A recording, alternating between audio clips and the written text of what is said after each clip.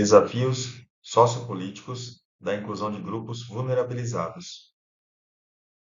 A inclusão de grupos vulnerabilizados em sociedades contemporâneas enfrenta desafios sociopolíticos complexos, que envolvem questões de discriminação, acesso a direitos e serviços e políticas públicas inadequadas ou inexistentes.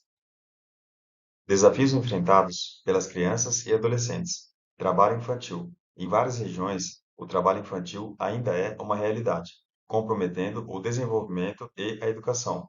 Acesso à educação. Desigualdades socioeconômicas afetam o acesso à educação de qualidade, especialmente em áreas rurais e comunidades pobres.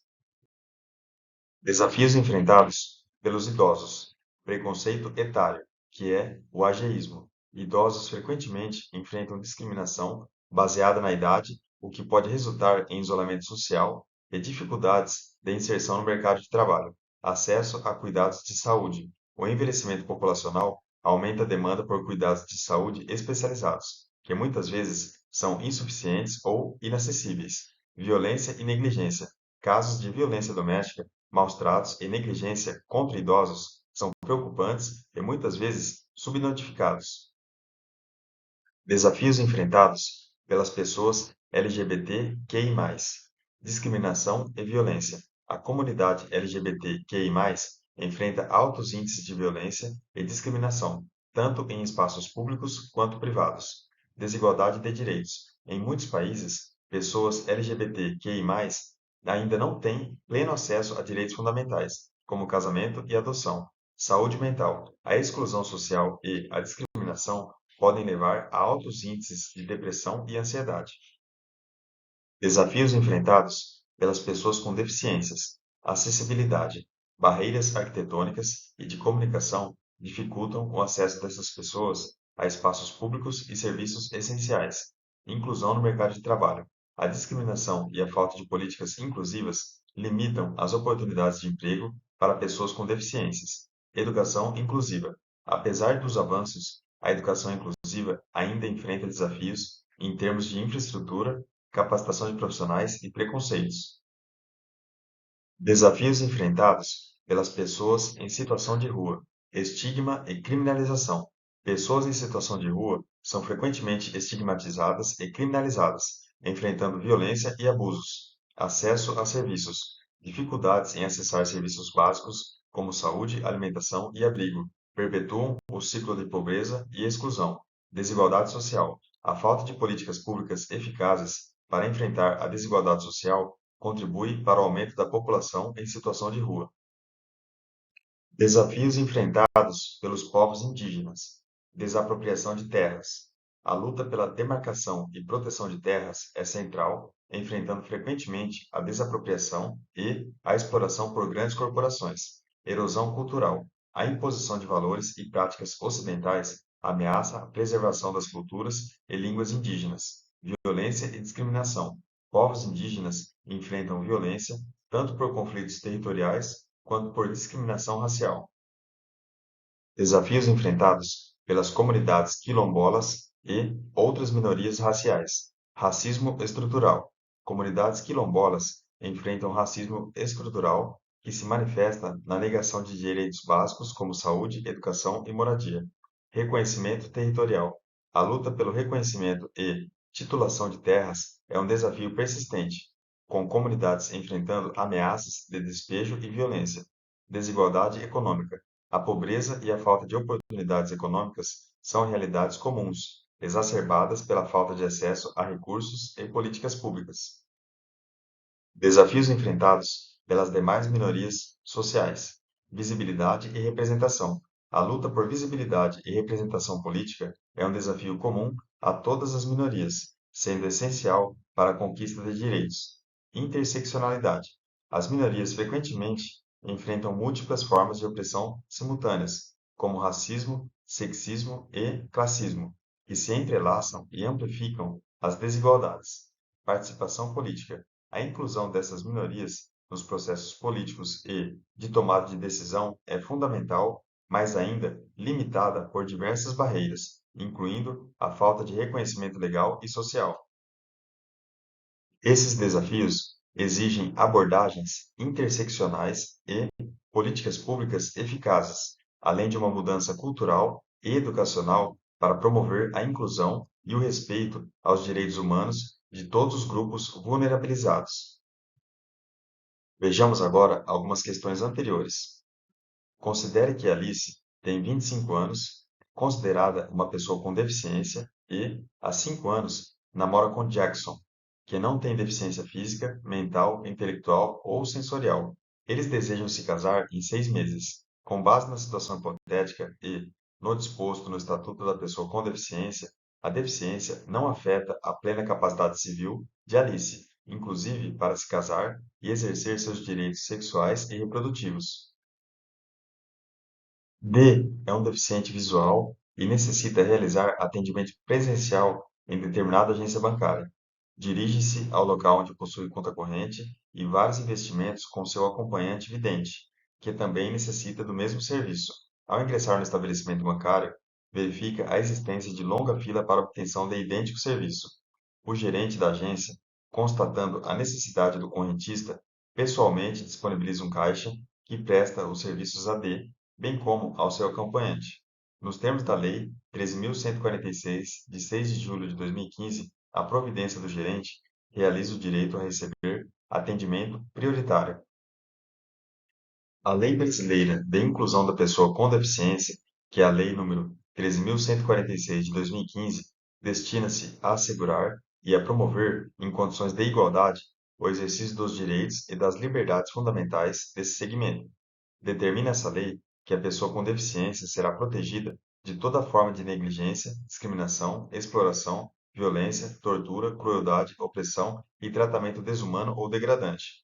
Conforme o artigo 5º, parágrafo único, para os fins da proteção mencionada, a criança, o adolescente, a mulher e o idoso com deficiência são considerados especialmente vulneráveis. Na implementação dos programas e das ações constantes dos planos plurianuais e dos orçamentos anuais da União, deverão ser observadas as políticas de ação afirmativa, conforme o Estatuto da Igualdade Racial, que é a Lei nº 12.288 de 2010, e outras políticas públicas que tenham como objetivo promover a igualdade de oportunidades e a inclusão social da população negra, entre elas, o incentivo à criação de programas e veículos de comunicação destinados à divulgação de matérias relacionadas aos interesses da população negra. Entre as políticas de ação afirmativa, conforme o Estatuto da Igualdade Racial, e outras políticas públicas que tenham como objetivo promover a igualdade de oportunidades e a inclusão social da população negra, entre elas temos as iniciativas que incrementem o acesso e a permanência das pessoas negras na educação fundamental, média, técnica e superior. Entre as políticas de ação afirmativa, conforme o Estatuto da Igualdade Racial, e outras políticas públicas que tenham como objetivo promover a igualdade de oportunidades e a inclusão social da população negra, entre elas temos o apoio a iniciativas em defesa da cultura, da memória e das tradições africanas e brasileiras. De acordo com o artigo 56 da Lei nº 12.288, de 20 de julho de 2010, no que se refere à implementação dos programas e das ações constantes dos planos plurianuais e dos orçamentos anuais da União, deverão ser observadas as políticas de ação afirmativa a que se refere ao inciso 7 do artigo 4º desta lei e outras políticas públicas que tenham como objetivo promover a igualdade de oportunidades e a inclusão social da população negra, especialmente no que tange à promoção da igualdade de oportunidades em educação, emprego e moradia. Sobre as políticas de ação afirmativa a que se refere o inciso 7 do artigo 4º da Lei 12.288 de 2010 e outras políticas públicas que tenham como objetivo promover a igualdade de oportunidades e a inclusão social da população negra, especialmente no que tange a financiamento de pesquisas nas áreas de educação, saúde e emprego, voltadas para a melhoria da qualidade de vida da população negra. Sobre as políticas de ação afirmativa a que se refere o inciso 7 do artigo 4º da Lei 12.288 de 2010 e outras políticas públicas que tenham como objetivo promover a igualdade de oportunidades e a inclusão social da população negra, especialmente no que tange ao incentivo, à criação e à manutenção de microempresas administradas por pessoas autodeclaradas negras. Considerando a Lei 12.288 de 2010, que trata do Estatuto da Igualdade Racial, de acordo com o Estatuto da Igualdade Racial, as políticas de ação afirmativa e outras políticas públicas que tenham como objetivos a igualdade de oportunidades e a inclusão social da população negra devem ser observadas nos planos plurianuais e orçamentos da União. Acerca do racismo e das práticas preconceituosas, como a liberdade de expressão não é absoluta no Brasil, ela, em regra, não impedirá a responsabilização criminal das pessoas que emitem opiniões xenófobas nas redes sociais. Vejamos uma situação hipotética. Considere um caso em que a União patrocina financeiramente uma política de apoio a certa região do Brasil que está assolada por uma seca crônica. A política adotada consiste em liberar o acesso das vítimas a um açude numa região vizinha para levarem água gratuitamente. A política se destina a todas as vítimas da seca naquela região. O argumento central é de que tal política seria discriminatória. Em relação a tal caso, é correto afirmar que é um caso de discriminação indireta, pois, apesar de ser uma política neutra, ela acarreta uma desvantagem particular às pessoas que não possuem recursos para transportar a água. Considere o texto abaixo. Enquanto categoria de resistência, a americanidade nasce como uma tentativa de oferecer caminhos para pensar e intervir de forma imbricada sobre todas as formas de opressão, congrega disputas que decorrem dos atravessamentos que o racismo, sexismo, cis-heterossexualidade compulsória, capitalismo, cristianismo, capacitismo e imperialismo impõem aos corpos e experiências moídos pela colonialidade. A construção dos direitos humanos a partir da categoria da americanidade abordada no slide anterior consiste numa crítica ao discurso hegemônico dos direitos humanos baseado na afirmação da universalidade do sujeito de direito forjada pela exclusão material subjetiva e epistêmica dos povos subalternizados. Em consonância com a publicação CFP de 2017, em que se evidencia a pesquisa publicada Relações Raciais, Referências Técnicas para a Atuação de Psicólogos no Relatório Anual das Desigualdades Raciais no Brasil, 2007 e 2008, na qual se constatou que os brasileiros brancos viviam em um país com Índice de Desenvolvimento Humano, o IDH, médio equivalente à 44ª melhor posição do mundo, enquanto que os brasileiros negros viviam em um Brasil onde o IDH médio é equivalente ao 104º lugar.